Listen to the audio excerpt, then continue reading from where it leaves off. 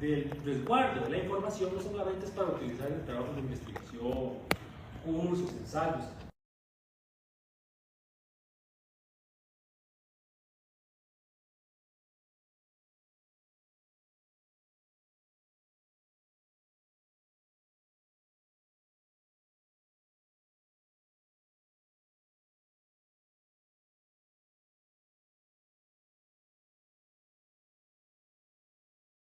Acceso, esto en relación al condicionamiento de la construcción de datos que pueden versar sobre la intimidad propia del ser humano. Y vean ustedes que hay algunos hechos paradigmáticos que establecen ese péndulo entre el resguardo de la información, el uso de la información y realmente el sentido de la información, que son cosas distintas. Tenemos desde el año 70, justamente, algo interesante con este andamiaje y construcción normativa a nivel internacional, también tenemos paralelamente acciones que impulsaron ese resguardo. Por ejemplo, en el año 70, el primer virus informático que se da, el Creeper y el Reaper. Interesante, que de ahí el año 88, 2002, 2003, 2009, 2010, una serie de ataques cibernéticos y generación de virus que establecieron iniciativas para establecer el resguardo de información a través de la mediación tecnológica. Y quizás de los últimos importantes que se dieron de este tipo fue en el 2017, que afectó a más.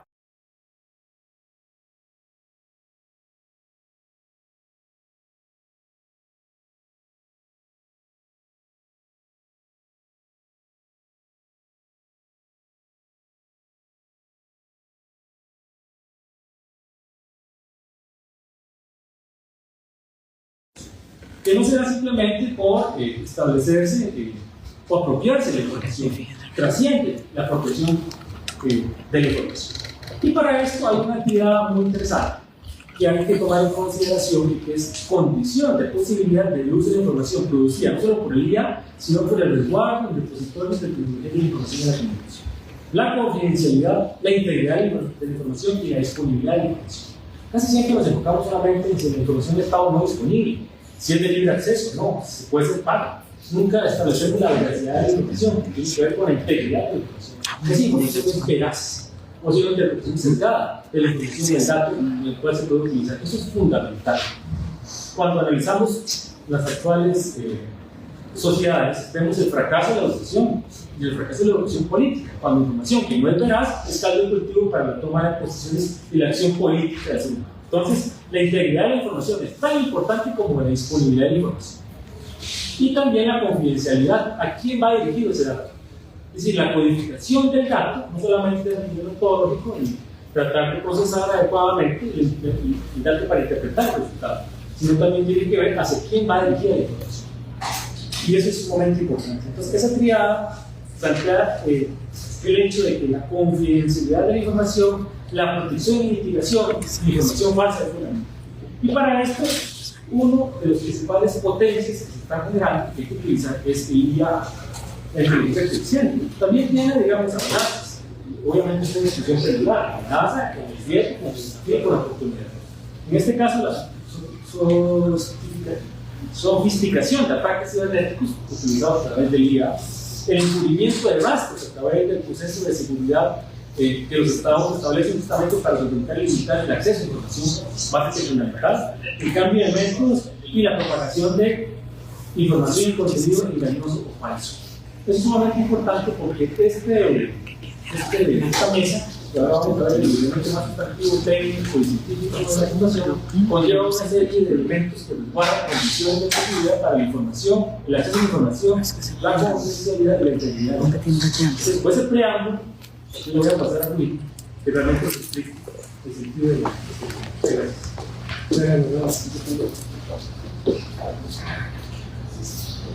Bueno, voy a venir aquí a la presentación, todavía no vamos a correr los minutos que tengo. Yo voy a usar los que Roland después aquí.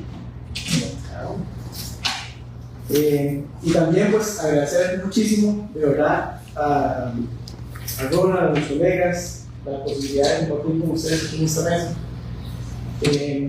Un saludo a las personas estudiantes que nos acompañan el día de hoy, que son de ser de la universidad, personas docentes, administrativas, invitados especiales que nos acompañan en este día. Las reflexiones que el día de hoy yo quisiera compartir con ustedes van a estar matizadas un poquito más por un enfoque de lo que se conoce como una pedagogía digital crítica, que tiene que ver con cómo poco a poco hemos venido incorporando las tecnologías desde el punto de vista pedagógico, ¿verdad? Pero que requieren de una mirada crítica. Girarán en torno a tres elementos centrales, objetos de análisis, les llamo en este caso centrales, que considero deben verse alterados en alguna medida en la educación con la llegada de las tecnologías digitales. El primero tiene que ver con los cambios que recientemente experimenta y experimentará la sociedad y además, por tanto, el mundo del trabajo. Los cambios que se han venido dando en los últimos años, en la última década para acá, pero quizás en la última parte de la década, que han incidido en cómo nos conformamos como sociedad, pero además en el mundo del trabajo. Tiene que ver con mucho con lo que hacemos en educación. El segundo lo llamaría, lo generalizaría como lo pedagógico. El elemento que tiene que ver con lo pedagógico relacionado con los elementos de la integración de la inteligencia artificial en la educación. Y el tercero tendría que ver con la formación de docentes para una era diferente tanto en la formación inicial como en la formación en servicio, o lo que conocemos como el desarrollo profesional docente. Por supuesto que estos objetos de análisis tendrán a su vez múltiples desafíos. Admitirlo, algunos podremos tocar acá, pero el debate estaría apenas iniciado. Parto también de la firme creencia de la necesidad de trascender un enfoque de lo que se conoce como el solucionismo tecnológico. Y esto lo que tiene que ver con la relación que hacemos es no pensar o no asumir que la próxima solución tecnológica, la próxima generación tecnológica, la próxima ola tecnológica, en este caso, hoy día la inteligencia artificial, por sí misma, por su sola existencia o por su sola llegada a la sociedad, es capaz de resolver los cambios pedagógicos, en este caso de las instituciones educativas técnicas. No partamos del hecho de que una tecnología es la que nos va a resolver los problemas de la educación. Y en este caso, pues me refiero un poco más a los aspectos pedagógicos. Espero que desde acá ya se empiecen a generar conexiones, se empiecen a generar dudas, se empiecen a hacer caras y a cuchichar ahí entre ustedes, ¿verdad? De por qué aparece una filmina de este tipo, por qué los autores empiezan a cuestionarse si los robots deberían sustituir al profesorado. ¿Verdad? Es una pregunta bastante reveladora y que me lleva a cuestionar. Una de las cosas que más me resuena en quizás 25 años de experiencia en integración de tecnologías en la educación es que hay una brecha muy grande entre lo que decimos y lo que hacemos, entre la teoría y el ejercicio práctico. Y hoy en día nos estamos enfrentando a un tipo de tecnología muy diferente a la que en épocas anteriores nos hemos enfrentado y nos lleva a retos que anteriormente ninguna tecnología nos había retado de tal forma. Este lastre no lo podemos seguir arrastrando si queremos enfrentar de manera adecuada los retos que la inteligencia artificial nos está planteando. Recordarán ustedes que hasta hace algunos años se venía hablando mucho en las presentaciones de este tipo de cosas, de los entornos buffer, los entornos que son volátiles, que son inciertos, que son complejos y que son ambiguos. Hace algunos años yo no encontraba sentido a esto. Lo veía más como un discurso teórico. Entramos en entornos buca. Hoy en día para mí es más revelador poder entender cómo queremos atender un problema en la educación con tecnologías, pero inmediatamente tenemos el siguiente problema. Tenemos la siguiente situación, o no sabemos qué es lo que va a pasar. Y eso tiene que ver con la incertidumbre, tiene que ver con la complejidad de los problemas. Ya no podemos ver los problemas solamente desde las disciplinas. Tenemos que verlo desde la interdisciplina o desde las transdisciplinas. Cuestión que mencionaba claramente en todas las anteriormente. En este sentido, recordar que cuando salió el ChatGPT, cuestión de que saliera el ChatGPT, inmediatamente empezamos a ver una tras otra aplicaciones de inteligencia artificial. Eso fue como muy revelador. Muy pronto apareció y empezaron a aparecer todas. Las que diseñaban imágenes, las que diseñaban videos, las que una cosa, las que otra cosa. Y uno decía, ¿dónde estaba engavetado esto?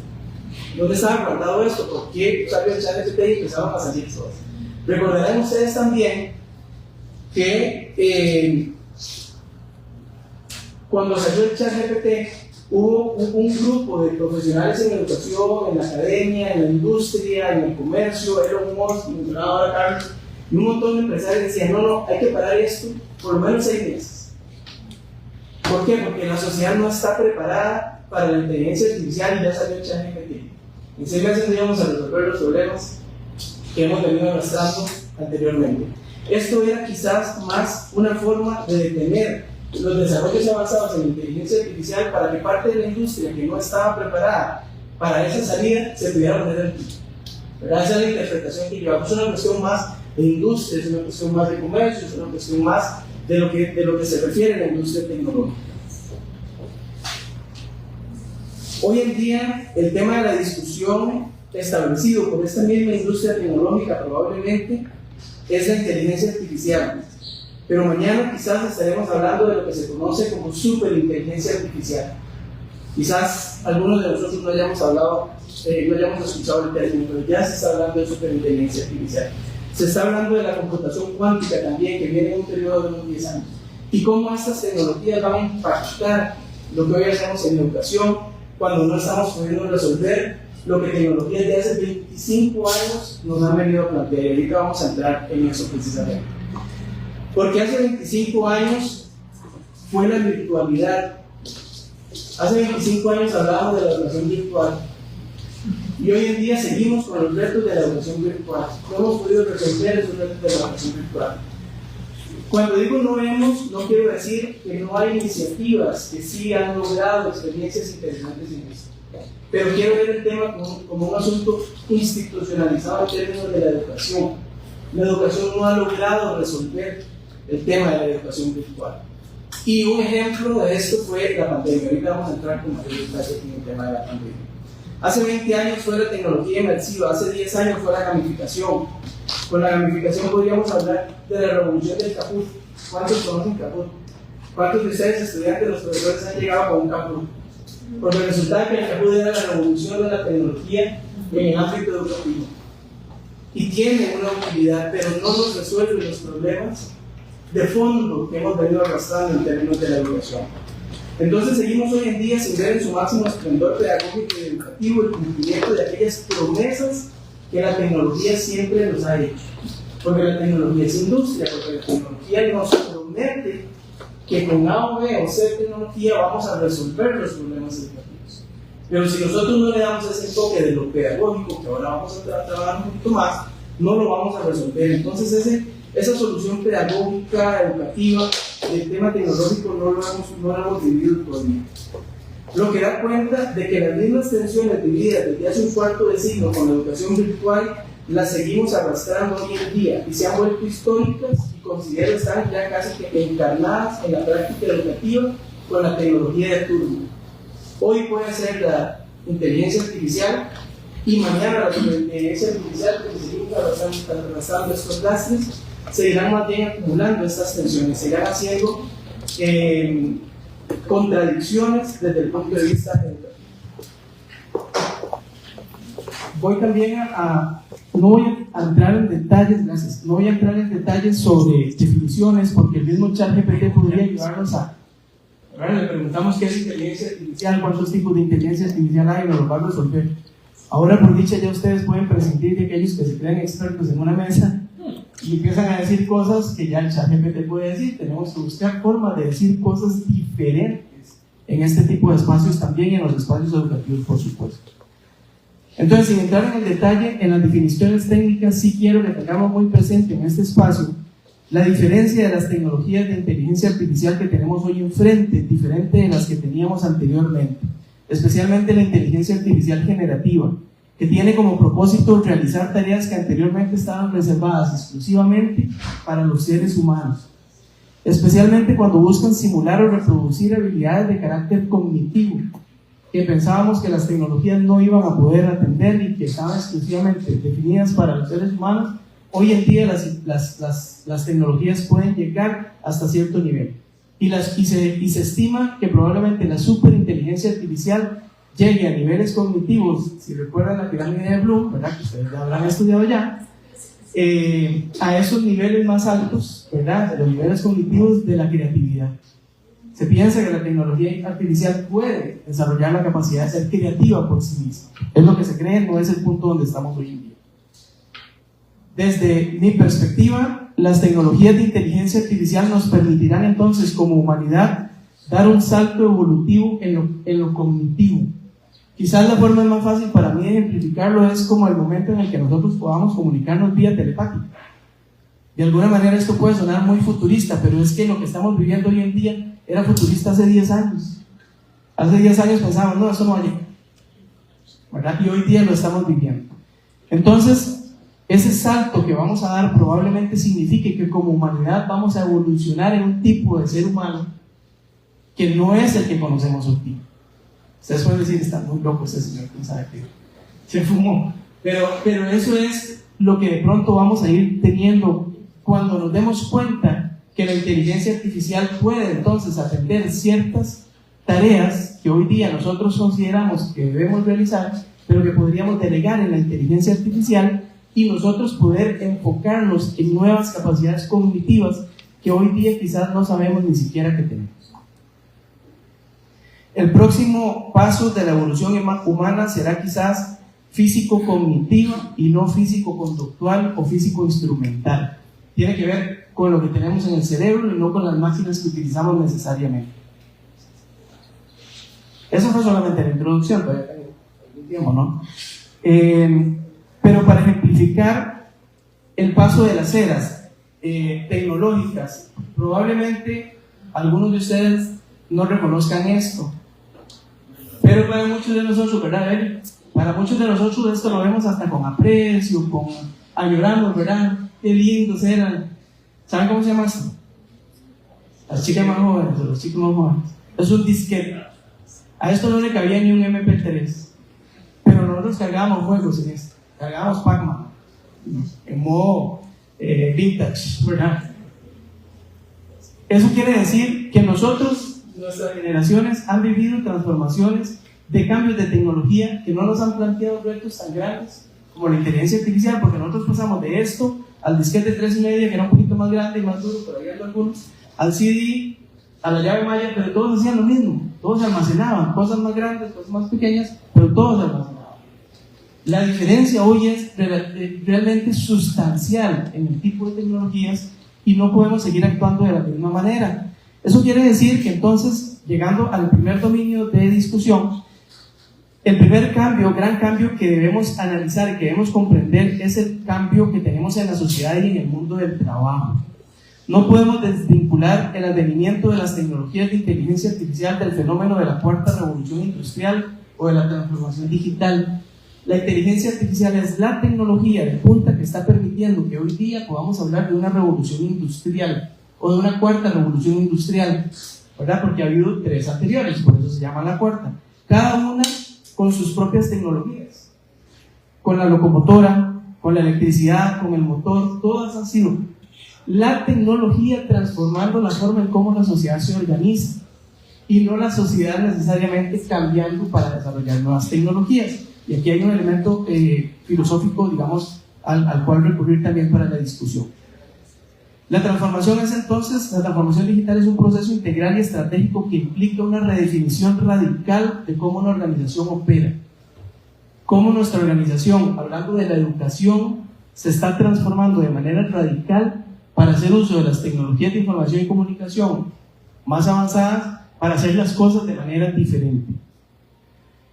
Hoy en día estamos preocupados porque la inteligencia artificial puede encargarse de eliminar muchos puestos de trabajo a nivel de la sociedad, pero no estamos analizando que la misma inteligencia artificial podría generar nuevos espacios de trabajo que lo que van a requerir es una transformación de cómo el ser humano aprende y labora. Sí, claro que no podemos dejar a nadie atrás, es un concepto básico. No podemos dejar que la gente se quede sin trabajo, no podemos dejar que la gente muera por hambre. Pero debemos pensar en un tipo de sociedad diferente. Vean que hoy en día podemos estar pensando en los trabajos que no existen y que se piensan que van a existir en poco tiempo. Permítame, porque ya la vista tengo que levantar así para poder ver con la parte de abajo los sentidos. Es la parte que más me afecta. Pero hay diseñadores de espacios de aprendizaje, diseñadores de escuelas, diseñadores de ambientes de aprendizaje. Esa es una profesión del futuro. ¿Por qué? Porque ya no nos vamos a imaginar las aulas como hace tiempo venimos reclamando, que las aulas siguen estando en filas, ¿verdad? Que seguimos teniendo los mismos pupitres, ¿verdad? A pesar de enfoques pedagógicos novedosos y diferentes, seguimos organizando las mismas aulas de manera diferente. Especialistas en ciberciudades, especialistas en tráfico autónomo, detectives de datos, precisamente en relación con la introducción que nos hacía Ronald, antropólogos de sistemas, cosechadores de agua atmosférica, que son problemas que no tienen que ver necesariamente con la tecnología, sino con los retos que como sociedad estamos teniendo. El clima es un reto importante para nuestro mundo, y la inteligencia artificial podría estar generando nuevos espacios laborales a partir de los desarrollos tecnológicos que está desarrollando. Eso quiere decir que entonces nosotros, de pronto, en lo que deberíamos pensar es en cómo reconfiguramos los perfiles que la educación está formando. Y esto tiene una incidencia directa en el currículo que en las universidades estamos formando, ¿verdad? Y especialmente también hablo para los espacios de educación. Es entonces la educación responsable de perfilar a los ciudadanos del futuro y de una sociedad altamente tecnificada. Eso sí, estamos entrando en una era de una sociedad altamente tecnificada. Ahora, ¿qué tipo de seres humanos vamos a formar o vamos a participar de esa sociedad altamente tecnificada? Es otra cosa. Y llevándolo a la Universidad Nacional, por ejemplo, la perspectiva humanista es fundamental. En este sentido, tenemos que asegurarnos de no caer en eso que yo llamaría, y me disculpo de antemano por el término, las brechas malditas de la tecnología, ¿verdad? De esas brechas que cada nueva tecnología nos va abriendo cada vez que aparece. Voy a pasar esta rápidamente, pero hace más de 10 años el Foro Económico Mundial decía que las 10 habilidades clave para una persona que entrara al ámbito del mundo laboral iban a ser estas 10: pensamiento analítico y la innovación, aprendizaje activo, resolución de problemas complejos, pensamiento crítico, creatividad, liderazgo, etcétera, etcétera, lo que en algún lado se llaman habilidades blandas, ¿no? Y eso para el 2025, el 2025 es mañana. Yo invito a que reflexionemos cómo nosotros desde la educación, ¿se sienten ustedes estudiantes preparadas o preparados con estas habilidades que el Foro Económico Mundial decía que el próximo año ya ustedes deben tener? Están los currículums intencionalmente desarrollados para poder generar estas competencias, además del tema disciplinar, por supuesto, además de la educación, además de la química, además de la biología, además de la administración, además de la economía. Están preparadas para. En este sentido, todo debate sobre el desarrollo tecnológico es sin duda un debate educativo. Y si es un debate educativo, si es un debate sobre la educación, es también un debate sobre el ser humano y la sociedad. No estamos debatiendo solo sobre la IA, no estamos debatiendo solo sobre la educación, estamos debatiendo sobre el ser humano y sobre el tipo de sociedad que queremos formar. En términos de la integración de tecnologías en la educación, y esto aplica para las anteriores, pero también para las nuevas, es para mí claro que integrar tecnologías en la educación pasa por lo menos por estas 5 capas. El acceso a la tecnología es fundamental para poder integrar tecnologías en la educación. Si no tenemos el acceso, no lo vamos a lograr. Pero si lográramos el nivel de acceso, hay otro nivel que es el de uso. Las tengo, pero ¿cómo las uso? Las sé usar y las sé dominar. Si yo las sé usar y las sé dominar, ¿cómo me apropio de ellas? Hace un tiempo hicimos un estudio con estudiantes universitarios donde tenían acceso al teléfono celular, sabían utilizarlo, pero no se apropiaban de él para la parte educativa. Sí, para grabar videos, sí, para la parte de ocio, etcétera, para jugar, pero no para el ámbito educativo. Entonces caemos en los mismos clichés en los que hemos caído en la educación de decir, es que los estudiantes hoy en día vienen con el chip puesto. Y pensamos que porque traen el chip puesto, entonces ese chip se lo pueden poner en el aula y utilizar el teléfono de manera adecuada en educación. Eso no lo estamos formando. Si lográsemos apropiarnos, podríamos pasar al nivel de innovación, y si lográramos innovar, pudiésemos llegar al nivel de transformación. Creo que estamos entrando en el nivel de apropiación y no creo que hayamos llegado todavía en los sistemas educativos a los niveles de transformación educativa. Creo que todavía estamos tratando de determinar qué significa que la educación se transforme y cómo la tecnología nos puede ayudar para hacerlo. Entonces, ¿es la tecnología la que está impulsando la transformación educativa o la educación se está transformando y está haciendo uso de las tecnologías para lograrlo? ¿Es TikTok una herramienta educativa, una tecnología educativa, o es TikTok una tecnología que apareció para cualquier cosa y que podemos utilizar en el ámbito educativo? Nosotros utilizamos hoy en día Internet para el ámbito educativo, pero ¿quiénes recordamos por qué nació Internet? Nació con fines estrictamente militares, ¿verdad? Para comunicación militar. Entonces, ese es el tipo de reflexiones que nosotros tenemos que empezar a hacer. Hace 25 años las tecnologías nos prometieron, las tecnologías de la virtualidad nos prometieron que la virtualidad iba a hacer posible el acceso a la educación desde cualquier lugar y desde cualquier dispositivo, que íbamos a tener formación personalizada, que la multimedia era igual a mejores resultados de aprendizaje, que íbamos a poder organizar el tiempo mejor, que íbamos a poder reducir los costos. Aquí tenemos a una de las personas que fue para mí maestra en la educación virtual y que sí logramos muchas cosas en la maestría en desarrollo rural con Evelio, pero institucionalizadamente no hemos logrado llegar a ese paso. Hay iniciativas, pero no logramos institucionalmente hacerlo.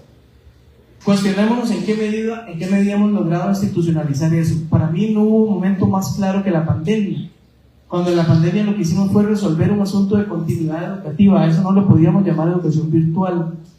Y los estudios, uno hecho específicamente por colegas de la sede regional Chorotega, en Liberia, nos han dicho que en lugar de todas esas promesas, los estudiantes han tenido que dedicar más tiempo y se sienten perdidos en el avance de los contenidos, en el tema de lo que hemos llamado la virtualidad, o lo hemos mal llamado virtualidad. Entonces, si arrastramos esos lastres en la integración de la inteligencia artificial en la educación, vamos a cometer los mismos errores que hemos venido cometiendo históricamente. Entonces, y ya para ir cerrando, voy a avanzar un poquito más rápido. Este sí lo quiero hacer. Vean, ¿cuántos de ustedes saben de física matemática? O sea, se manejan como expertos en física matemática. Excelente. Ahí hay una pregunta, si la magnitud de la diferencia entre los vectores A y B es igual a la magnitud de la suma entre A y B, los vectores A y B son... Bueno, Evelio dice que iguales. Yo no sé nada de física, pero sí me fui a preguntarle, me dicen si cambia la pantalla ahí por favor, me fui a preguntarle al ChatGPT y le hice la pregunta.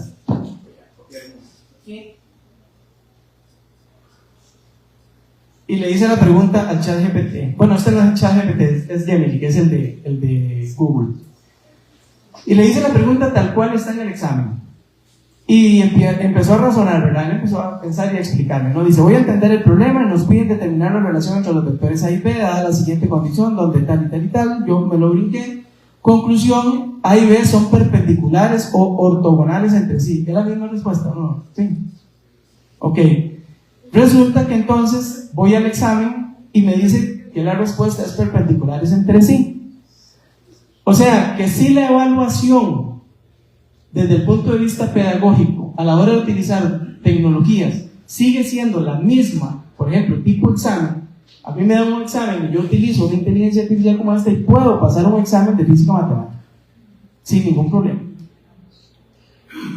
Y si ese examen es para certificar conocimientos de física matemática, me van a dar el título, ¿verdad? Me van a dar el certificado, porque si todo pedagógicamente sigue siendo igual, ahí es donde está el problema. Las tecnologías digitales de generación anterior no nos llevaban a retos como estos. ¿Cuáles eran los retos de los que nos preocupábamos nosotros en aquel momento? Ven, que al profesor de República Dominicana era la secretaria la que le hacía los trabajos, ¿te acuerdas? ¿Verdad? Eso eran los retos a los que nos enfrentábamos. Esa era la inteligencia artificial de él, ¿verdad? Él no hacía los trabajos, pero se los hacía una compañera. Entonces, ¿verdad? Desde este sentido, va a ser muy importante que valoremos que estamos en una dimensión muy diferente. Voy a apurar un poquito más el paso acá para atender la tercera dimensión que tiene que ver con el desarrollo profesional docente, la educación inicial y el servicio. Hay un marco, y han salido varios marcos de competencias para el uso de la inteligencia artificial. Este es el de la UNESCO en educación, para estudiantes y para docentes. Si nosotros analizamos estos marcos, las competencias tecnológicas son las menos quizás 4 cuadritos ahí: uso responsable, habilidades en el uso de aplicaciones, pero la mayoría tienen que ver con enfoques centrados en el humano, con la ética de la inteligencia artificial, con cómo utilizamos, más que con la ética, y con la estética de este tipo de recursos. Entonces, desde mi perspectiva, lo que quisiera pensar es que hoy en día la inteligencia artificial nos está llevando a ser cada vez más humanos. Las necesidades de formación y desarrollo de competencias para el uso de la inteligencia artificial ya no son tecnológicas, son más bien cada vez más humanas. ¿Qué necesitamos nosotros para desarrollar enfoques centrados en el humano? Vamos a necesitar las humanidades. Para la física, para la ética, vamos a ocupar la filosofía. Para la estética, vamos a ocupar las artes. Vamos a ocupar de la sociología. Vamos a ocupar de una serie de disciplinas que no son las STEM, y quizás deberíamos cambiarle a Humanistic STEM, ¿verdad? Que tenga la H en algún lugar del STEM o el STEAM, porque ya no es solamente la ciencia, la tecnología, la ingeniería y la matemática, sino que hay que sumarle la humanidad. ¿Por qué? Porque la inteligencia artificial nos está llevando precisamente a eso. Precisamente, y con esto voy cerrando, voy a pasarme primero para acá. Los modelos de desarrollo profesional docente tienen que cambiar de una manera profunda, tanto como tienen que cambiar los currículums de la formación inicial y de la formación en servicio, porque no están respondiendo a las necesidades de formación de nuestros docentes. Nosotros como docentes hoy tenemos una brecha en relación con ustedes como estudiantes hoy, porque ustedes, por ejemplo, mandan un mensaje en WhatsApp con un dedo. Ya yo eso no lo puedo hacer, yo hago esto. Ya yo me veo anacrónico, el uso del teléfono celular, ¿verdad? Ustedes hacen esto, ¿verdad? Yo eso no lo puedo hacer. ¿Quién sabe qué más? Fíjense.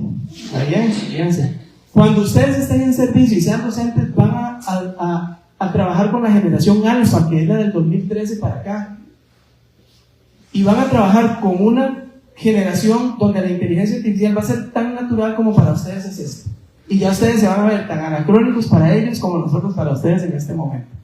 Entonces, el desarrollo profesional docente en la formación inicial, tanto como en servicio, tiene que cambiar de modelos donde dejemos lo transmisional y lo transicional para enfoques más transformativos. Tenemos que buscar otra forma de cursos que no sea, ya no lo llamamos ni cursos, otro tipo de métodos que no sea estar sentados o en el aula 40 horas o enfrente de la computadora 40 horas virtuales, porque eso es lo que hemos hecho. Tenemos que cambiar sustancialmente las formas, con el cuidado, y ahora sí con esto cierro, de no dejarnos tampoco oscurecer por lo que nos vende el mercado. Para el mercado es muy fácil decirnos: estas son las 100 herramientas de inteligencia artificial que todo buen docente debe conocer para ser buen docente. ¿Quién ha dicho que yo necesito conocer 100 herramientas de inteligencia artificial para ser un buen docente o una buena docente? Pero la pedagogía, lo pedagógico, sí tiene la responsabilidad de poder decir, de poder seleccionar con criterios pedagógicos qué tecnología, cuál, por qué, para qué, cuándo, cómo, directamente relacionado con los objetivos de aprendizaje. Y con esto, bueno, dejo solamente la reflexión para no dejar brindando la respuesta de Selwyn en este sentido. Este primer párrafo yo sé que es duro, pero es una de las respuestas que él da, y dice: hay algunas personas que trabajan en la actualidad como profesores que claramente no están calificados para el trabajo y merecen ser reemplazados. Para nosotros como docentes puede resultar duro, o para nosotros como formación de docentes puede resultar duro. Pero pongan, y esta segunda parte se la agregué yo, pónganse ustedes a pensar si ustedes pondrían a ustedes mismos o a sus hijos para que los opere de una extracción de apéndice, de las más sencillas, un doctor que no está calificado para ese trabajo. ¿Verdad? Lo mismo está pasando en las aulas en términos de educación, o puede pasar o agravarse en términos de la inteligencia artificial. Muchísimas gracias.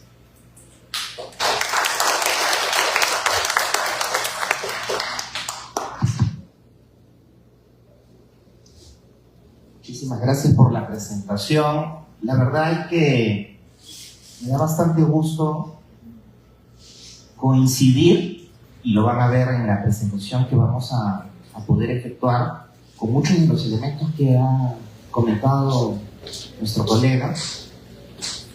Primero que nada, muy buenas tardes con todas, con todos. Muchísimas gracias por estar aquí en esta tarde. Me da bastante gusto que estén interesados en estos temas que son temas del futuro, pero también del presente, en realidad.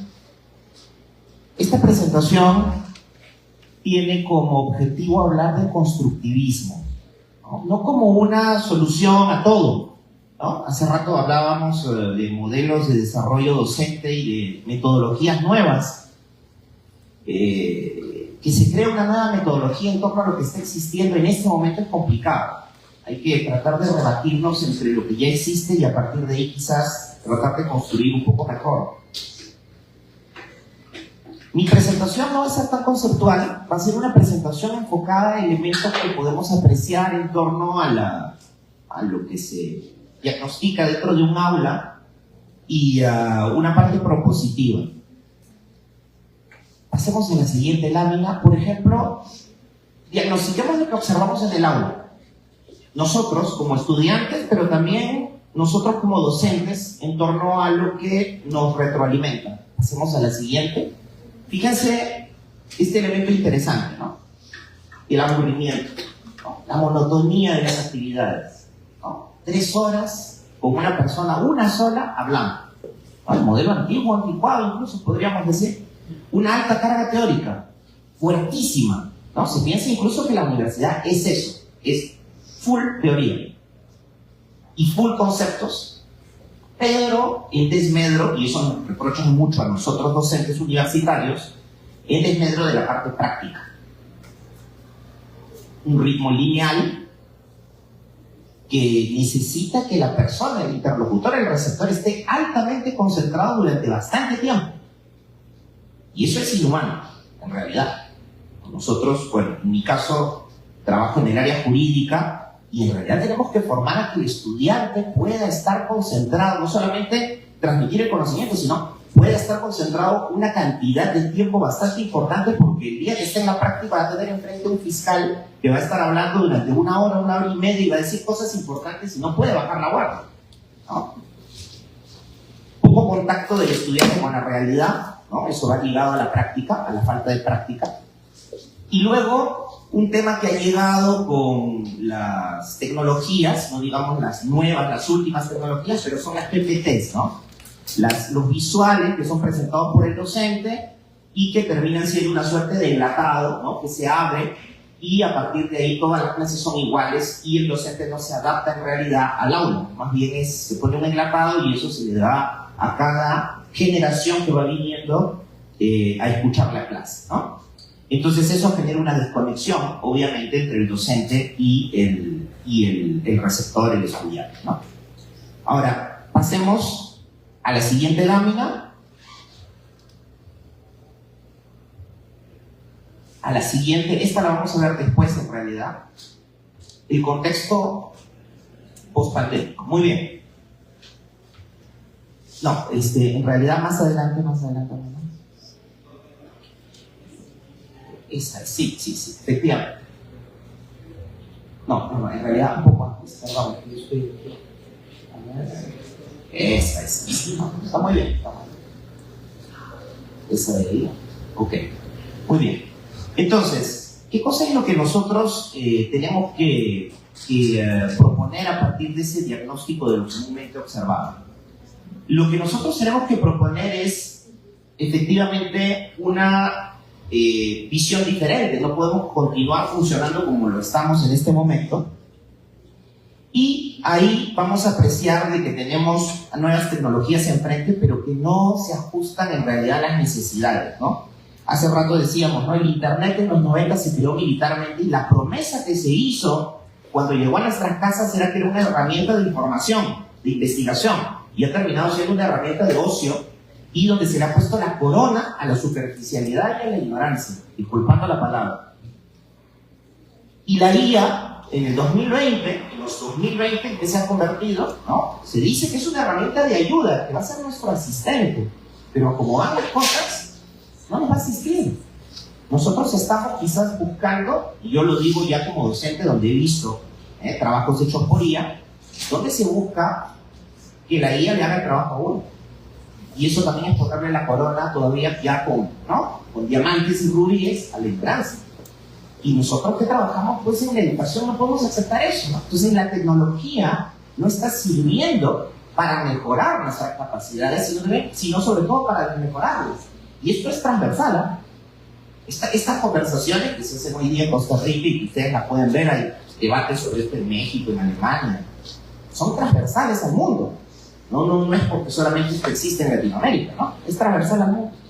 Entonces, el método anterior lo tenemos que cambiar. Antes evaluábamos en función de lo que, ¿no?, se denominaba educación bancaria, ¿no? Es decir, ustedes se matriculan, es como abrir una cuenta bancaria en el Banco de Costa Rica, ¿no? Bueno, y el docente entonces todos los días que tiene clase deposita información, como yo deposito dinero en una cuenta. Y luego llega un día, el día del examen, y cobro. ¿No es cierto? Cobro y quiero cobrar con intereses además, ¿no? Si no, no pongo buena nota. ¿No es cierto? Pero la inteligencia artificial el día de hoy ya hace eso. Yo no necesito de una persona que sepa el derecho cuál es el artículo 952 o de cuántos años está penado tal elemento. Eso no lo necesito, yo no lo ocupo. No ocupo de una persona que sea una enciclopedia memorística de lo que dice un código civil. No lo ocupo. Y tampoco ocupo un ingeniero para que me diga cuál es la raíz cuadrada del 952. Eso lo puedo obtener con mi teléfono celular. No necesito tantos años de preparación para eso. Yo necesito a gente que razone. Eso necesito. Y la inteligencia artificial, no estoy tan seguro que tenga razonamientos tan complejos, al menos ahora, como lo puede tener un ser humano. Y ahí es donde viene el componente humano. Algo que la inteligencia artificial, al menos ahora, no va a poder contener. No por la complejidad, sino por la multiplicidad de variables que van a ingresar ahí. En el mundo del derecho, por ejemplo, ¿eso qué significaría? Una diferencia entre el positivismo y la teoría crítica. Se los digo en fácil. Miren, yo voy corriendo en la carretera, está limitada a 100 kilómetros. Voy corriendo a 150. La inteligencia artificial me va a decir, usted está violando la norma. Se acabó, punto, y no hay más que decir. Pero, ¿y el contexto? ¿Y si yo tengo a mi hermana o a mi esposa al costado que está dando a luz, o al hijo que está en un problema, ¿no? ¿Acaso usted cree que un policía va a pararme ahí y me va a poner una multa? Por supuesto que no, porque hay otras variables. ¿Se da cuenta? Eso se llama razonamiento. Por eso es muy difícil que para delitos o crímenes, en algún momento, al menos en el cortísimo plazo, las nuevas tecnologías vengan a reemplazar a un juez, ¿no? Es lo mismo lo que sucede en el proceso de transmisión de conocimientos a nivel del razonamiento que estamos buscando en un nuevo profesional, ¿no?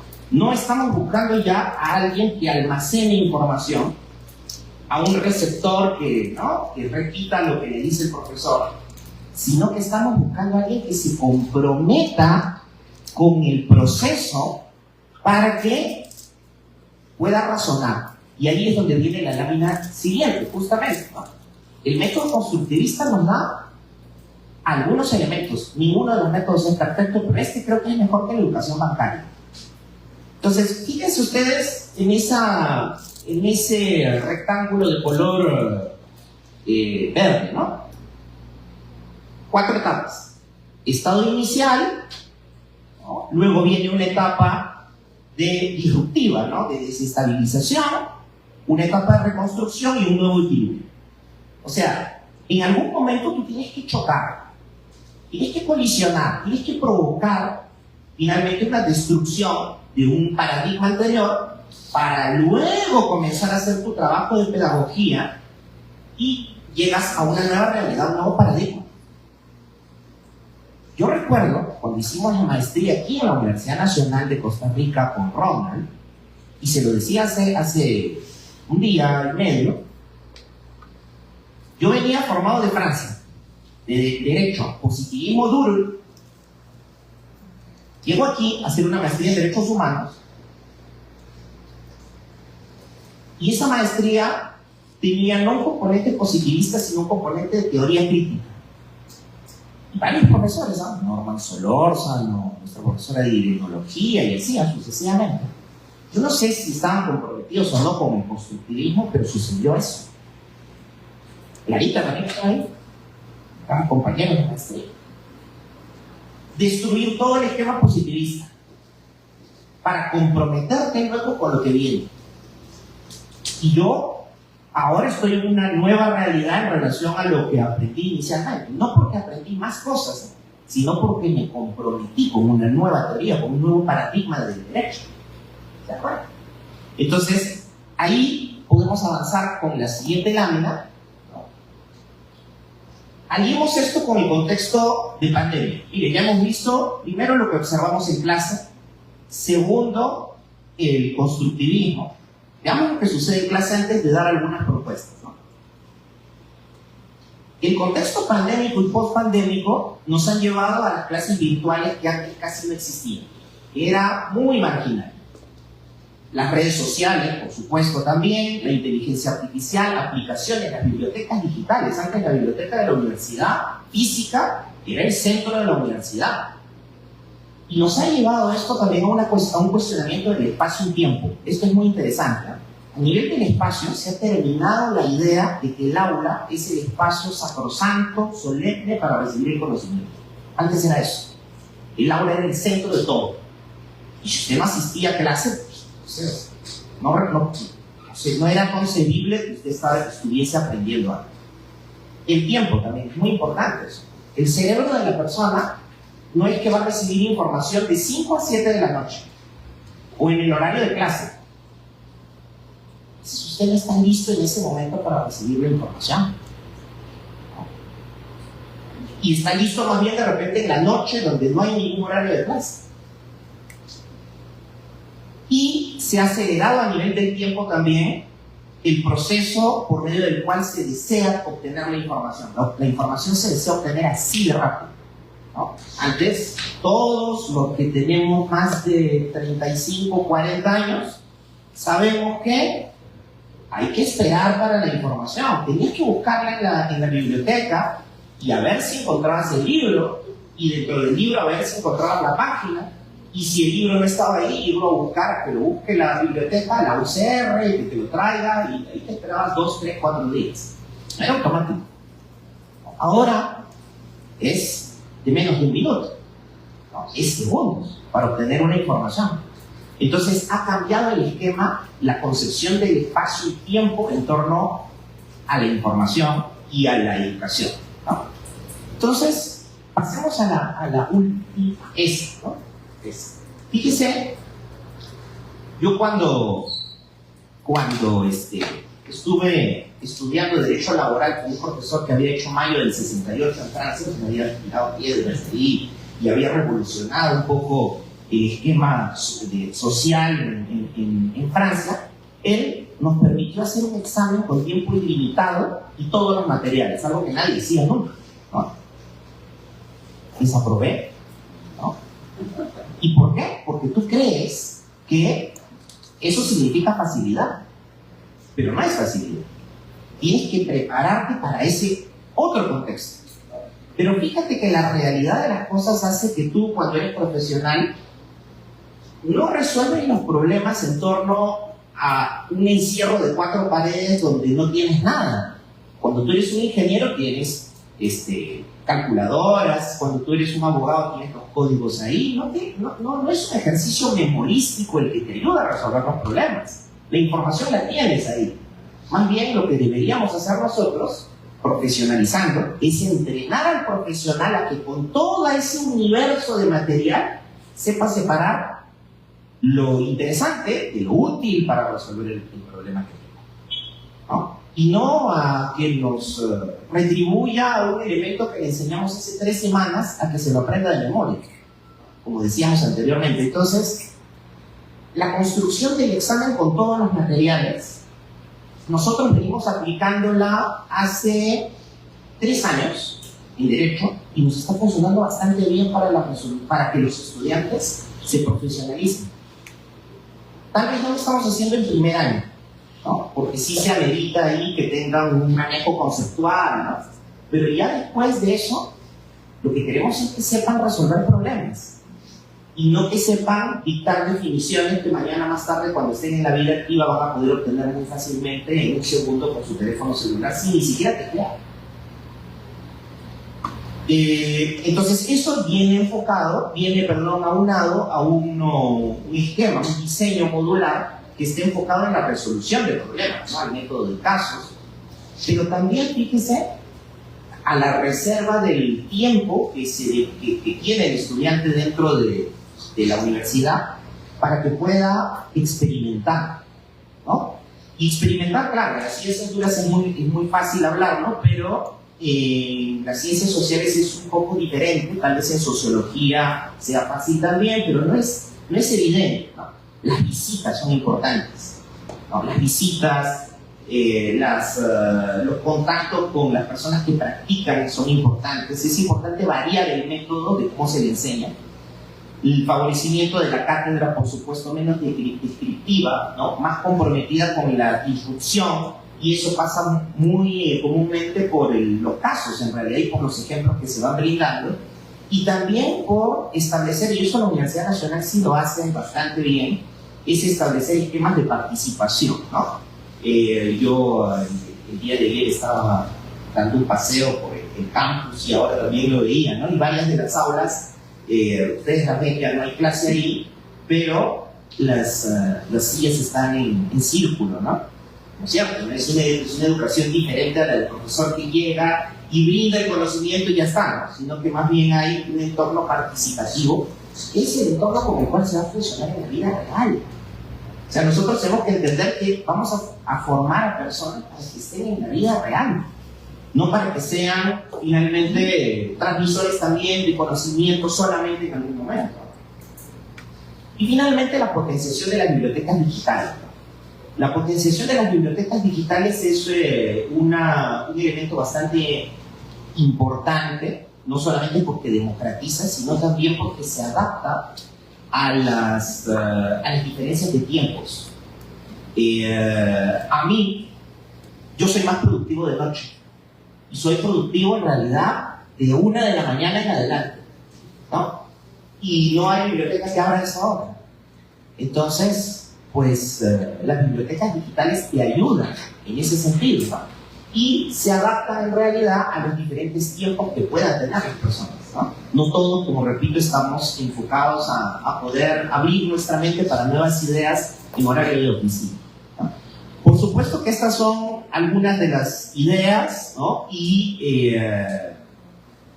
abierto, por supuesto, para las preguntas que hubieran. Muchísimas gracias.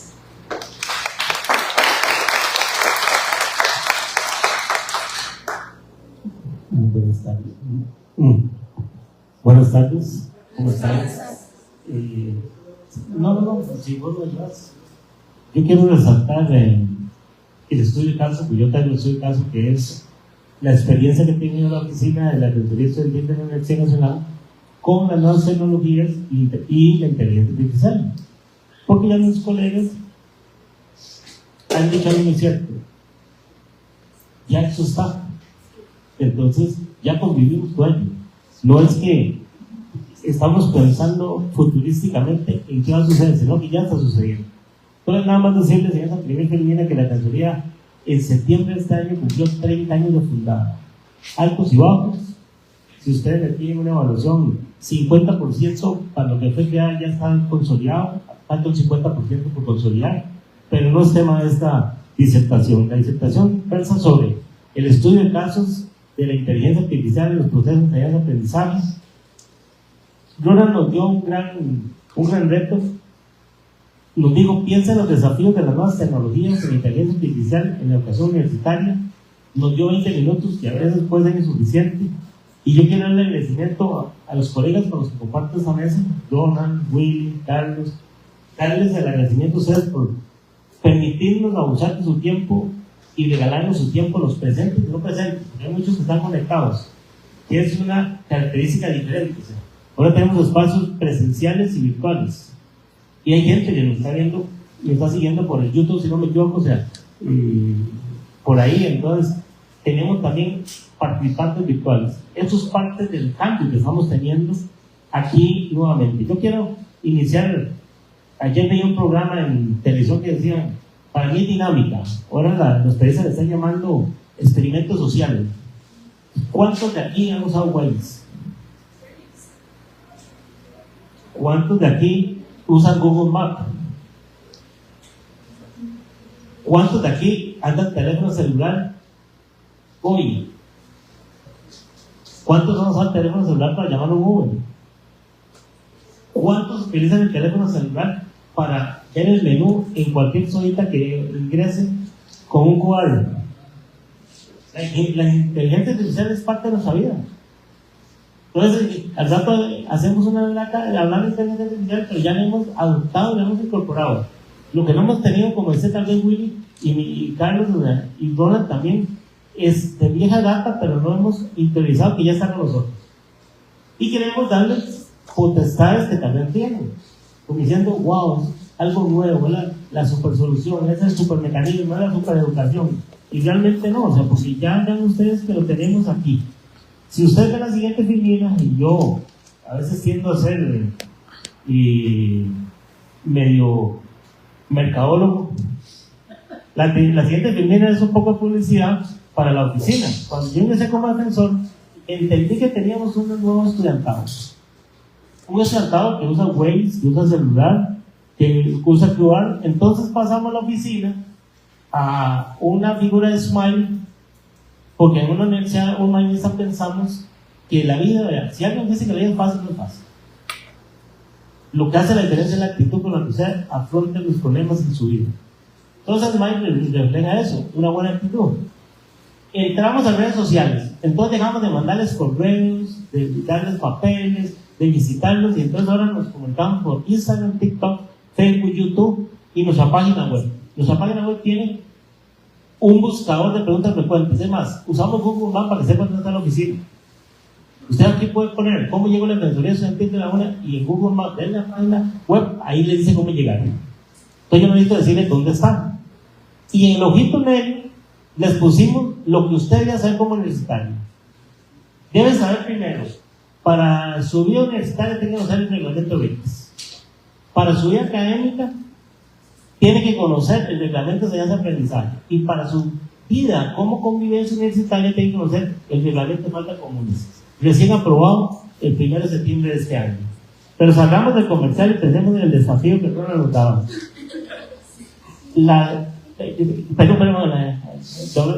Ahora estamos acostumbrados a eso. Pantallas, caras, ahí todos les enseñan la cámara. A veces yo doy clases aquí, bueno, ustedes todos con la cámara apagada. Bueno, solo los conozco cuando voy a la presencial obligatoria que me hacen hacerles a ellos. Y entonces el primer desafío, ¿cómo logro yo interactuar y hacer el arte hermoso de la educación a través de esa tecnología, de ese instrumento? Más adelante vamos a ver que yo digo que eso lo podemos solucionar con algo que yo llamo las 3 U's, uso de la U, como cibermercadeo de universidad, o todavía en ese efecto le llama hoja de ruta día, porque eso es un modo amanecer en la educación. Si no reamanecemos, si no nos reinventamos, si no cambiamos, como digo, por aquí algunos de los colegas previamente, y la reflexión de Willy, no estamos haciendo nada. Y eso es muy triste. Adelante, Willy. Tenemos precisamente el entorno, estamos en una transición, que como la estamos viendo en una sentido. ¿Qué es lo que ha pasado? Vea, Willy les habla de la revolución 4.0. Esa revolución viene acompañada de una revolución 4.5, 5.0. Tiene el Internet de las cosas, la robótica, la automatización, pero Willy lo dijo bien, siempre la empresa va más adelante, el mercado más adelante en otros procesos. La educación siempre va un poquito más lenta. Y ellos lo tenían guardado ahí, y había empresas como Open, Inteligencia Artificial, calladitos y estaban, pero no había condiciones para explorar eso. Y se nos viene la pandemia. Producida o no importa. Entramos en un mundo pandémico y entonces ustedes nos han preguntado de cómo es eso que en pandemia aparecieron, como dice Willy, milagrosamente todas las soluciones. Ya están al alcance. O sea, ya están listas, están en la gavetica esperando cómo explotarlo. Y lógicamente nos cambiaron la normalidad. Nos hicieron todavía un entorno más cambiante, lo que llamamos generalmente hipercambio. Es un entorno muy flexible, vamos a llamarlo líquido, pero es flexible. O sea, incluso tan flexible en creencias y pensamientos. Pero saben que es un mundo más incierto. Yo ustedes realmente los comprendo. Cuando yo me formaba, y él ya se fue, que se formaba conmigo, fue compañero mío en la facultad, nosotros sabíamos que íbamos a trabajar, íbamos a tener un trabajo, probablemente a los 2 o 3 años iba a poder tener una casita, un carro, y probablemente iba a conseguir un trabajo hasta que me muera, o hasta que me pensione. Hoy en día eso no sucede así, hay una gran incertidumbre. Y la universidad se convierte en reflejo de la sociedad. Y entonces empezamos una nueva interacción social con ustedes, con un estudiantado que para mí tiene unas características maravillosas. Yo lo veo positivo. Ustedes son contestatarios. Ustedes preguntan por qué. Digo, ¿cuál de nosotros le preguntaron al profesor por qué? Nos expulsaba. Y son, lo decía Carlos, la inmediatez. Quiero la solución ya. En la oficina escribe un correo y dice, es que no me ha contestado el correo, y lo acaba de escribir. Legalmente, Carlos, que conoce más que yo en ese tema, tiene 10 días hábiles para contestar, pero lo quieren ya. ¿Por qué la tecnología nos ha hecho permitir eso? La inmediatez. Y la universidad se tuvo que convertir de un momento a otro en digital, virtual, presencialidad remota y una serie de cosas que antes no tenían. Y seamos honestos, nos encontró a veces como decían antes, con las manos arriba, no sabíamos ni cómo salir. Además, muchos profesores colapsaron la pandemia, porque nos dijeron, vayan a Semana Santa y piensen qué van a hacer. Nos dieron una semana de descanso y ahora sí empiezan a hacer clases virtuales. Y uno no sabe ni prender una computadora. Es más, Willy lo dijo bonito, o sea, son las vivencias reales. Había docentes que no tenían ni computadora. Es más, no tenían ni un teléfono, y eran teléfonos panaderos los que tenían. ¿Cómo iban a dar una clase? Y la UNE dijo, vaya a dar clases así. Estaban en shock. Y el mundo, después de esas dos situaciones, está enfrentando aquí en todo lado un problema de empleabilidad. No solo porque hoy ya no hay trabajos tradicionales, es que los trabajos están, como dijo Willy, mutando. Entonces, probablemente, pues, ustedes no se imaginan en qué van a trabajar en el futuro. Ni sabemos, ni podemos imaginar en qué van a trabajar estos muchachos y estas muchachas. Por dicha, algunos estamos ya viejitos, ya nos va a tocar, ¿eh? Pero aún así enfrentamos el problema, o sea, ya que Willy no puede manejar eso. ¿Usted cree que yo no me asusto cuando llego a McDonald's y tengo que con la máquina? Si yo estoy acostumbrado a que alguien me pidiera la orden, me la lleve a la mesa. Es más, un día supe hablar un chino y me atiende el robot, me pide la orden y me lleva la comida. Y no puedo ni decirle al robot que no me gusta porque está bien muy frío el guantán o el caldo. Ese no es mi mundo, o sea, pero tengo que adaptarme a ese mundo. Y hoy en día en la educación, les gusta o no, tenemos entornos híbridos, e-learning, es autogestionado, las inteligencias grandes cobran más relevancia. Y saben que la UNO está viendo el mayor cambio que hacer en la vecina. Vamos a pasar de jóvenes a viejitos. Nos estamos envejeciendo como sociedad. Entonces, en 10, 15 años, ya no hay jóvenes. Hay viejitos buscando cómo formarse porque se nos está alargando la vida. Ahí quiero hacer una propaganda, me dijo Willy. Yo era un escéptico, pero ahora estoy convencido que hay que ir al Congreso. Ahí puse el loguito del 5º Congreso Universitario. Porque es un congreso reflexivo sobre el modelo universitario, en 2 temas clave: modelo académico y modelo de gestión.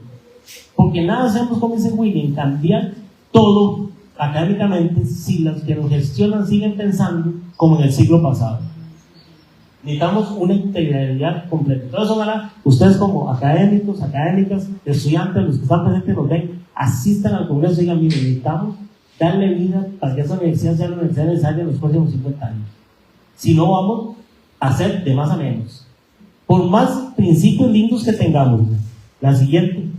¿Cómo llegué yo a ese tema? ¿Cómo llegamos a la oficina de defensoría a ese tema de la inteligencia artificial? Vean. Siempre con la resistencia al cambio. ¿Se acuerdan de Mr. Bean copiándole al caramba? Pues a mí se me presentaron 2 casos de 2 lugares diferentes, 2 campos diferentes, donde el profesor decía que a los muchachos había que reprobarlos porque estaban copiándole a ChatGPT. Y le querían aplicar el artículo 24 y el artículo 25, 24 plagio, 25 copia. Y entonces fue el acercamiento que yo tuve con inteligencia artificial. Lógicamente ya yo había entendido que el desafío mayor es que la educación como un todo tiene que cambiar. Pero el bueno lo digo muy bonito. Yo lo voy a reafirmar. La educación tiene que ser inclusiva. esta educación es más excluyente que la anterior. Porque si usted no tiene condiciones para tener acceso digital, no tiene un ancho de banda para poder llevar clases en la nueva modalidad, lo va a excluir y usted va a ser el nuevo pobre del siglo XXI. Y eso no lo estamos viendo. Y a mí me preocupa mucho los niveles hacia abajo en ese sentido. Pero estamos, yo no explico la de la universidad. Y las personas docentes, mis colegas lo han dicho muy bonito. Yo lo digo más políticamente aceptable. Tenemos que transformarnos y pasar a ser coach. Porque nuestra fortaleza era tener un libro, como dijo Carlos, debajo de la mesa, que solo el profesor tenía, y si el profesor decía que esa palera es roja, porque el libro decía usted tiene que poner el examen, es roja. Pero hoy en día mis estudiantes pueden ser y me dicen, profesor, eso no es cierto. Aquí hay un premio Nobel que dice que usted está bateando. Entonces yo tengo que hacer un coach para saber cómo guiarlo usted en su aprendizaje. Vea que dije cómo guiarlo, porque la siguiente, eso nos dice que ustedes tienen que cumplir un papel protagónico hoy en día. Ya no son, como dice Carlos, el estudiante 2 horas escuchando a un profesor ahí, clase magistral 2 horas, el monólogo, digamos yo eso. ¿Qué hicimos en ese momento cuando los muchachos estaban en shock? Sí, hablamos con el sector de docencia y le dijimos, mire, tenemos un problema real, no hay normativa a nivel nacional. Hicimos un oficio en ese sentido. Como defensoría, tenemos que rendir un informe cada 6 meses al CONSACA, que es donde están los decanos, y les dijimos el informe, el resumen ejecutivo, CONSACA, necesitamos que hagan algo, tengamos claridad de cómo vamos a enfrentar ChatGPT y esas nuevas tecnologías, y CONSACA le encargó a la rectoría junta, y ella le delega a la Secretaría de Docencia que hagan algo.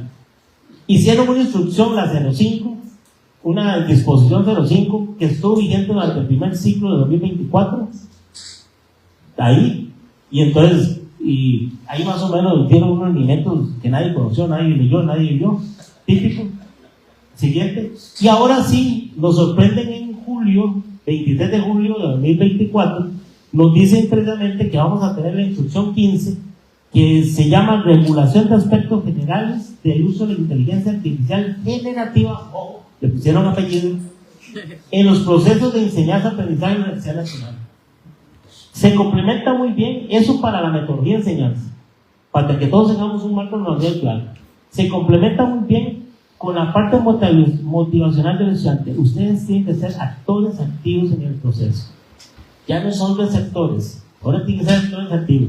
Y eso precisamente, la circular 02, tanto en el sector de docencia como en el estudiantil, le recuerda al estudiante, ahorita voy a puntualizar, cuál es su responsabilidad para hacer ese proceso activo. Y finalmente, sacamos de las catacumbas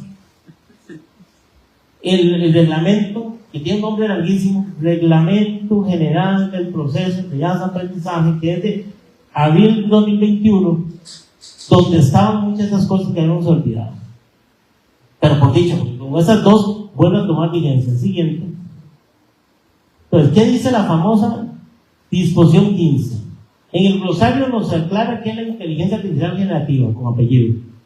Vean que voy a leer nada más lo que nos interesa. Es aquella que genera generación de contenido original a partir de datos existentes. Es decir, no es copy-paste.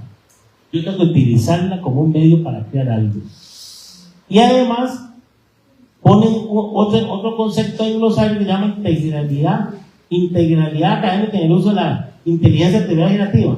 Y dice que tiene que garantizar la originalidad, así como el reconocimiento adecuado de la fuente. Yo fui director de la ONU y eso me interesa mucho porque siempre los derechos de autor hay que reconocerlos. ChatGPT ya empieza a ser más inteligente o más completa y empieza a ver de dónde lo tomó. Por lo menos está reconociendo los derechos de autor de las personas. Siguiente.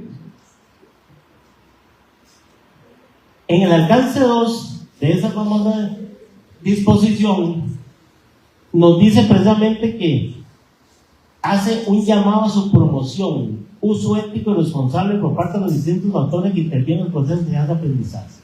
Es decir, nosotros, académicos y estudiantado.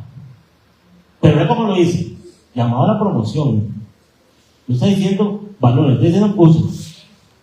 Entonces la U para mí es futurista porque está diciendo vamos a usarlo.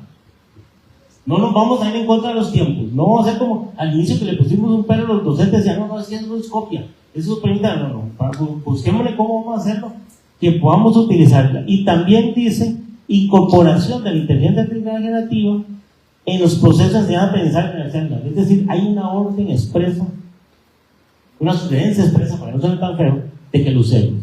Siguiente. Y la parte que más me interesa. ¿Y qué pasa con el estudiantado? Lindísimo.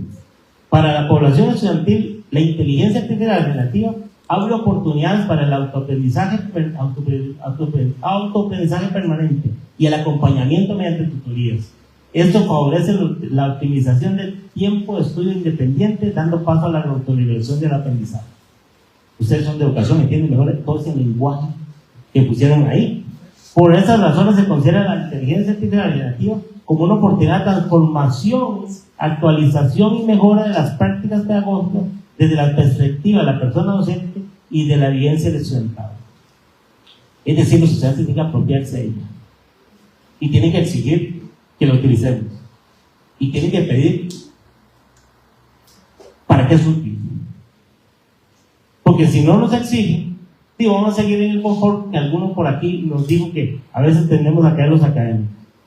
Pero vean que toda gran responsabilidad, todo gran poder tiene una gran responsabilidad. Le dijo el tío de Spider-Man en el carro antes de lo mataran. Vean que la siguiente enfermera, la directriz C2 de Vicertoría de Sentido Docente dice que el estudiante del punto 5 asumir con responsabilidad su proceso de aprendizaje y formación universitaria mediante el cumplimiento de todo lo que les ponga a hacer. Ustedes creen que es responsable, ustedes están formando integralmente y éticamente cuando usan caminos cortos para no estudiar. Es más, voy a secretar a Willy. ¿Usted se confiaría en alguien que buscó caminos cortos para que lo licenciara conmigo, Willy, sin saber nada de física, matemática o medicina y que lo tenga que operar a usted? Yo creo que ustedes vienen a la universidad porque quieren aprender y creo que eso está intacto. Eso es una cualidad humana. Ustedes vinieron a ser mejores, no vinieron a facilitarte la vida. Es más, y les voy a ser honestos, hay lugares donde hay títulos. Cualquiera de ustedes puede comprar el título de doctorado si quiere ya. Y pasan años para que lo descubra un par de americanos que está plagiado ese título. Pero ¿qué le va a dar usted como persona a los demás? Mediocridad. Se va a ganar una torta, más bien. Entonces, ustedes tienen que fortalecer, como dice el reglamento de aprendizaje, sus capacidades y actitudes asociadas a innovación, cooperación y liderazgo. Además, más adelante habla de trabajo de equipo y otras más. Tienen que formarse ustedes, pero es una responsabilidad de ustedes. Ningún profesor puede obligarlos a eso. Entonces, podemos enseñarles con ChatGPT y otras tecnologías, pero si usted quiere facilitar su camino, el que va a tener un mal desempeño profesional va a ser usted. ¿Y saben qué? La jarana de ser buena siempre sale a la cara. Porque cuando salimos de la universidad, vamos al Leviatán que Will le decía, que es precisamente, digamos, al mercado, y ahí el mercado filtra a los buenos y a los malos. Y saben que todavía, peor, ustedes, que están a la par, y me imagino que son parte del mismo grupo, tiene a la derecha y a la izquierda a su futuro colega. Y su futuro colega es el que sabe que usted no hizo el trabajo responsablemente en la universidad. Entonces usted sale de la universidad con etiqueta de irresponsable, pago y que no está bien formado. Y ese se va a encargar de contarle al futuro jefe, a la futura empresa, al futuro contratante. Entonces no necesita ir muy largo porque entre ustedes se conocen. Entonces realmente, ¿qué es lo que tengo que hacer? Pasemos, Willy, a la siguiente. Pasemos a la siguiente.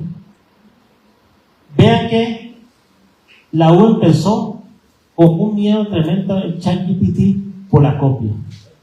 En la misma instrucción del Disector 15 se quitó el miedo del mismo, porque pusieron un concepto que se llama fraude académico en el uso de la inteligencia artificial generativa. Comportamiento académico inconsistente con los requerimientos de integridad y honestidad académica en el uso de la inteligencia artificial generativa. Para mí eso es una metida de gol porque es en una instrucción crean una norma sancionatoria para el estudiante. Pero está bien porque complementa algo que antes no estaba en el reglamento de aprendizaje, que era lo físico, la lengüeta como hacían antes, pero ya podemos tener esa situación. Y todavía lo refuerza más ayer cuando sale del correo de que la universidad ya tiene en aula virtual el botón para que el profesor pueda ver si hay texto que da por ahí inteligencia artificial, si hay reportes con similitud existentes o si hay que proteger el estándar académico de legalidad que están siendo violados. Entonces realmente ya le quitamos como el temor de que ya ChatGPT sea utilizado para facilitar trabajo o para hacer algo que no se ha permitido en el viejo mundo también, que era físico material. Entonces, ¿qué nos queda ahora? Siguiente. Ahora sí podemos hablar al final para ir terminando el desafío. El gran desafío es que nosotros tenemos que superar el estatus y la comodidad. Y ahí hablo de persona docente y persona académica. Si usted no supera eso, no va. Bueno, usted puede tener pizarras inteligentes, puede tener computadora en los escritorios, puede tener lentes de realidad virtual y ampliada y toda la cuestión. Pero si usted no supera su estatus, es decir, su posición inicial actual, su nivel actual, y la comunidad que tiene no va a mejorar, no va a ser mejor. Tenemos docentes y personas, estudiantes que superar eso. Yo copié esta imagen y le agradezco a Willy porque esta imagen me cambió a mí mi forma de pensar Willy cuando inició el proyecto de aula virtual. Porque Willy nos presentaba algo parecido, no era tan moderna como está ahí, pero era algo parecido y Willy me decía, vea, es que lo que yo les vengo a enseñar aquí, y aula virtual que les enseñar aquí, no es que ahora vamos a hacer lo mismo de otra forma. Hay que dar un salto, hay que transformarse. ¿Cómo nos transformamos? Siguiente. Nos vamos a transformar precisamente con las 3 U. La persona docente tiene primero que ubicarse, y la ubicación para mí significa que quitarse el desconocimiento que tienen las tecnologías y hablemos de inteligencia artificial. Tiene que quitarse ese desconocimiento totalmente. Incluso la instrucción que hace el vicerrector dice velar por la incorporación de la inteligencia artificial generativa en los procesos de aprendizaje. Tiene que decir cómo cambio mi curso ahora con las nuevas tecnologías y la nueva inteligencia, pero para generar valor, no para simplemente para hacer lo mismo, que parece que está haciendo lo mismo con herramientas nuevas. Después vamos al espacio áulico. Ahí mi colega Carlos lo escribe muy bien, pero yo ahí lo que digo es que el docente tiene que esforzarse en utilizar la AI, tiene que investigar y tiene que hacer usable esas nuevas tecnologías. Porque qué aburrido es cuando le llaman a él, lo condenaron tacote todos los cursos y todos hacíamos lo mismo, no servía para nada. Y todos hasta con la misma aplicación. Nada más porque, como digo, Willy, tacote era como seña de innovación. Pero eso nunca como he usado. Porque yo tengo que personalizar esas tecnologías para mi curso. Tengo que hacerlo usable para mi curso. Incluso la instrucción es clara. Promocionar a la persona estudiante información comprensible y adaptada para los cursos de actividades específicas sobre cómo se aplica la inteligencia artificial generativa y de qué manera se utiliza. Y finalmente, ahí recuerden que tenemos que formar comunidades de aprendizaje más que cursos tradicionales. No es un receptor y un emisor. Somos agentes activos en el aprendizaje. Y finalmente, hay que tener la última U en la aplicación. Hay que tener claridad pedagógica de su uso. ¿Para qué lo estoy utilizando? No para ser cool, ni innovador, ni que el curso es lo más moderno, no. Hay que tener. Y ahí el secreto es la empleabilidad. Tenemos que crear habilidades, destrezas, actitudes dentro del curso que le permite al estudiante insertarse en los nuevos retos laborales que va a tener. Porque si no, simplemente nosotros lo tenemos ustedes 4 años, les damos una malla curricular, como decía Willy, y cuando salen están desactualizados, porque ya el mundo evolucionó rápidamente. Finalmente, con esto cierro, ahí no termina el cuento. La siguiente. ¿Y quién está hablando del desafío futuro? Vean, esa película de Will Smith fue en el 2004. Yo Robot. Vean cómo la catalogaron, ciencia ficción. ¿Cuál es ciencia ficción? Ya todos conocimos a Sofía por el TikTok y sostiene una entrevista en canal español, en televisor español. Y ella misma dice: yo aprendo cada día más con cada interacción que tengo. Entonces, ¿qué es lo único que no podemos cambiar?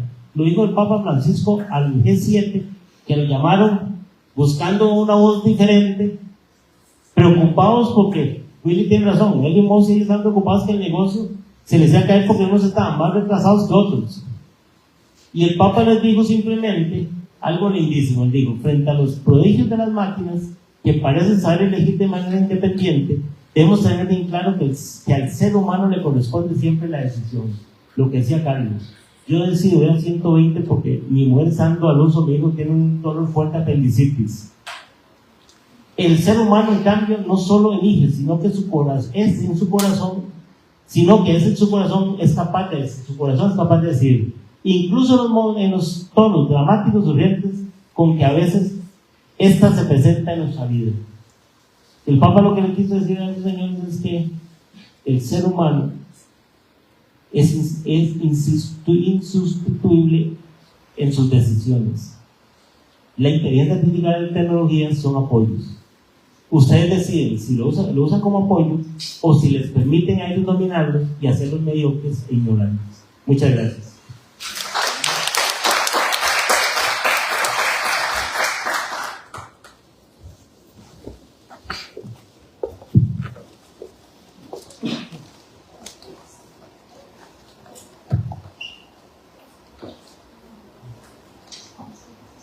Bueno, muchas gracias a nuestros panelistas por sus intervenciones.